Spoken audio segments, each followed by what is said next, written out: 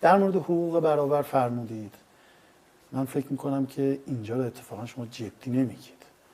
حقوق برابر آقای موسوی نژاد، آقای موسوی نژاد 100,000 نفر حداقل و 400,000 نفر حداکثر، یعنی یه عددی بین 100,000 نفر و 400,000 نفر از مردم ایران از داشتن شناسنامه آزاد سالها محروم بودن. حتی ازدواجشون رو نمیتونستن تو اینجا ثبت بکنن و اگر از تهران میرفتن شهرستان نمیتونستن هتل برن با همسرشون، با همسری که ازش 2 تا 3 تا بچه داشتن. آقای موسوی نژاد الان نمیتونن جنازه‌شون رو خاک کنن. حقوق برابر حرف میزنید. ما هموطنایی داریم که خودش، پدرش، پدر بزرگش، مادر بزرگش تا 500 سال قبل ساکن ایران و ایرانی الاصلن. امکان دفن متوفیانشون ندارن. گفتین کجا؟ بهائی‌ها امکان تدفین مشخص برای خودشون رو ندارن. تو زمینایی که پولش رو دادن و مال خودشونه. پس کجا دفن میکنن؟ هیچی. 10 روز 20 روز نگه میدارن، آخر سر یه آقا سازمانی میبره یواشکی یه جایی یه گوشه‌ای رو براشون در نظر گرفتن خاک میکنن. تو جایی که خودشون میخوان نمیتونن خاک بکنن. یه خورده اخبار رو کنترل کنید. بهایی چیه؟ یک نگاهی به نقشه توسعه ایران بکنید. وضعیت تفاوت و شکاف بین مناطق شیعه نشین و سنی نشین رو ببینید.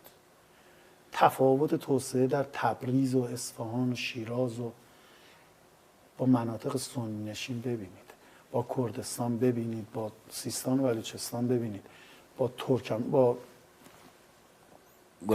ببینید، با بخشی از اصلا تو خود استان گلستان تفاوت توسعه بین بخش‌های سنی نشین و شیعه نشین رو ببینید.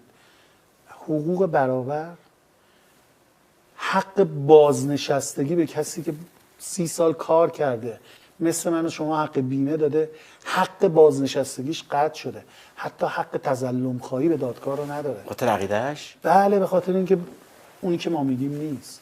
از کدوم برابر استفاده شما نه دانشگاه حق نداره بره. بله بهایی نمیتونه.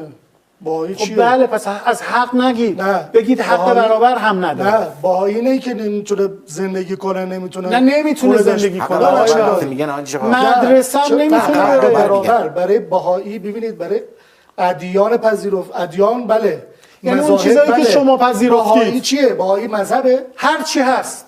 اصلا از نظر شما، از نظر من هر چی میخواد باشه. آدمه و داره توی کشور به مالیات میده. یه تعدادی بلند بشن یه حزب یا یه جریان رو راه بندازن به نام همجنسگرا، بعد بگه آقا شما میتونید برید. مگه شما نمیگید همه انسان ها حقوق برابر دارن؟